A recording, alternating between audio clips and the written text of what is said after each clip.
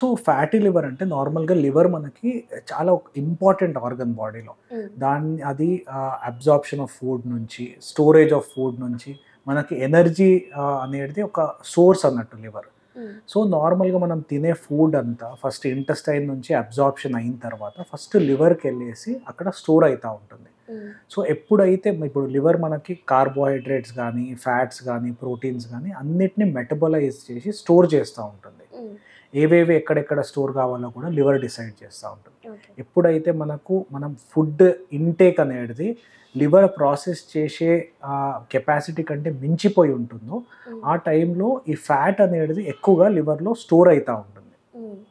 ఈ స్టోర్ కావడంతోటి ఎందుకు fatty liver గురించి ఇంత అవగాహన వస్తా ఉంది అనంటే, ఈ స్టోర్ అయిన ఫ్యాట్ ఎప్పుడైతే మనకి లివర్‌కి డ్యామేజ్ చేయడం స్టార్ట్ అవుతుందో, అప్పుడు లివర్ పర్మనెంట్‌గా డ్యామేజ్ అయ్యే అవకాశం ఉంటుంది. హ్మ్.